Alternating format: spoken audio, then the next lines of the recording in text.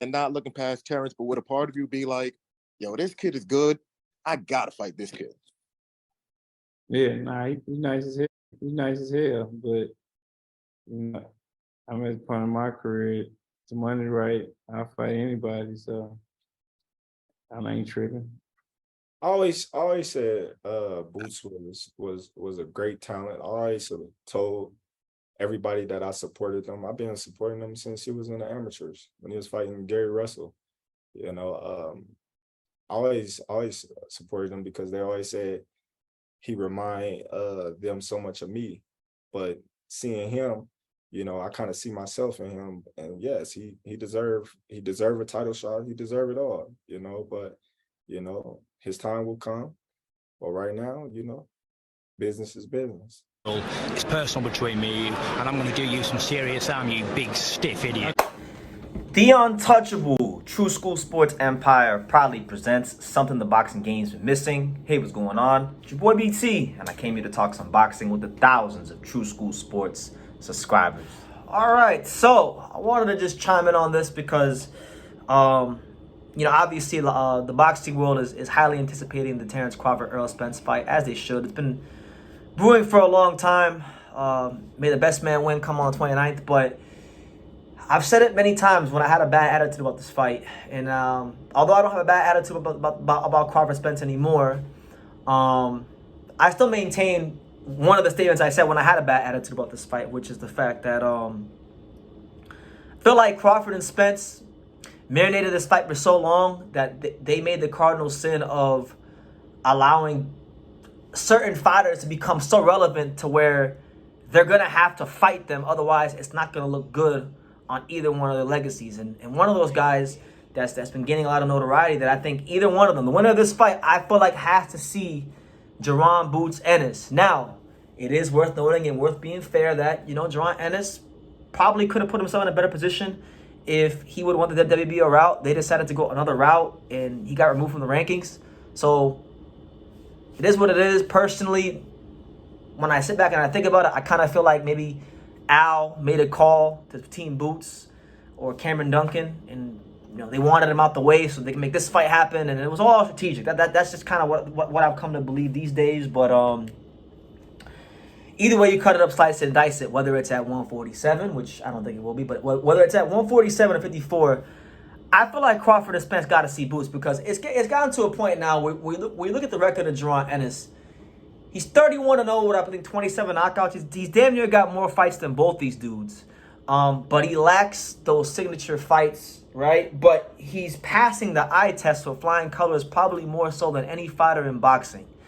So it's not his fault that these guys marinated this fight because they're marinating this fight with each other long before Boots was even relevant in the welterweight division. And they need to fight him. The winner of this fight need to fight Jaron Ennis. And I don't care if it's at 47 or 54, but they need to fight him because, a lot of people, myself included, we look at Jaron Ennis, we see what it is when elite athleticism meets elite physical conditioning, and we get Jaron Ennis. And we want to see just how elite those skills are against one of the other top two fighters around his weight, and that would be Errol Spence and Terence Crawford. Now, Boots has been IBF mandatory since he defeated, I think it was Steele Clayton.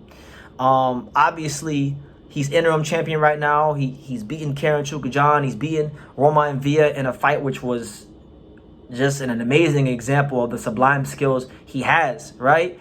So he's gonna be in line for a title shot. I think once Crawford Spence concludes, we'll get Jaron Ennis probably fighting for a vacant title, and he'll pick up a vacant title. But truthfully told, I think he should, as soon as this fight is on, Crawford and Spence, no belts fragment, get into a title fight for the IBF belt as quick as you can. Fulfill your dream that every fighter has. Become welterweight champion of the world. And the minute you win that world title, vacate, go up, and force the hand of one of these two fighters. Don't sit around any longer at welterweight after you win that title because the reality is Errol Spence and Terence Crawford aren't getting any younger, all right? And we don't know what kind of, the popular line of thought is that Crawford and Spence are going to be a hellacious fight.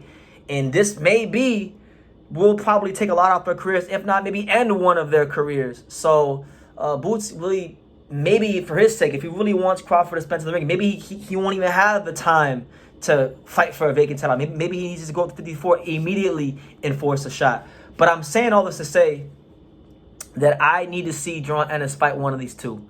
I don't care which one it is. I don't care if it's Crawford. I don't care if it's Spence. But the whole time he's been relevant in the welterweight division, when those fighters are asked about him, neither one of them seems like overly enthused to fight him, you know? And I get it. Like, I get it. It's boxing. The money don't make sense. The dollars don't make sense. I get all of it. It was no different when Spence was on the come up and Keith Thurman was the man. Didn't make sense at that time. Therefore, he didn't fight him. So I get all that. But when you got a record of 31-0, 27 knockouts, and you're showing the kind of skills Boots is showing, you got to get that fight. And I feel like, look, if Boots wanted to really put a big feather in his cap, I think it'd be great if in a perfect world, Crawford and Spence would fight, they do their thing, the winner would vacate the belts, they do the rematch at 54, right? Al Heyman would call one of the governing bodies, whether it's WBC or the IBF, all right? They'd force Jaron Ennis versus Keith Thurman for one of the vacant titles, right? Ennis fights Thurman, right? Just stay with me, people. Ennis fights Thurman. Ennis beats Thurman to become welterweight champion and becomes the only fighter not named Manny Pacquiao to beat Keith Thurman and the only active fighter currently in boxing to beat Keith Thurman for the world title. This would be big because Keith Thurman's a name in boxing. He's a former unified champion, and neither Crawford nor Errol Spence fought Keith Thurman. So that's a feather in Jaron Ennis' cap.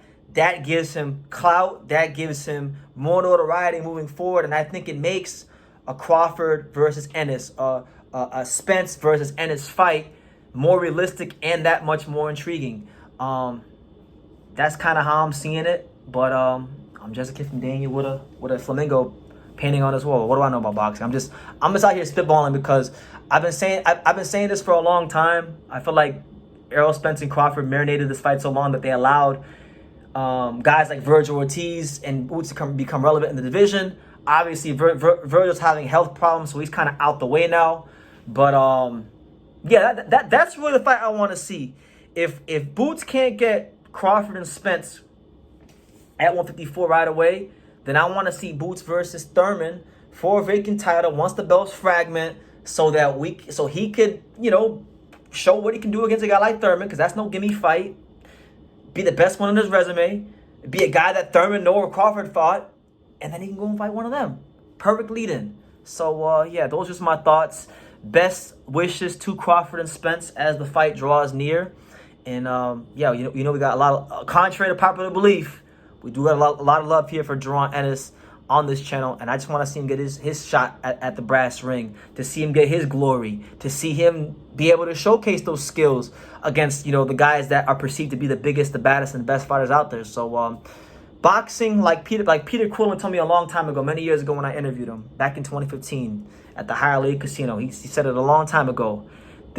Boxing is a political game. This isn't just like, I fight you and you fight me. There's moves that are made for political reasons, and it doesn't always align. Most of the time doesn't align what we want as fans, but you just gotta sit back, be patient, and just try to see the forest from the trees as they are. So leave your comments down below. Make sure you guys take the time to subscribe. And like I say in every single one of these videos, you can love me or you can hate me, but I'm just a kid from Daniel. So until next time, take care, guys. Thank you for watching another video on the untouchable True Street Sports Empire. We're here at the Hatanaka Boxing Gym in Nagoya, Japan. And for more great videos just like this one, make sure you guys click right here.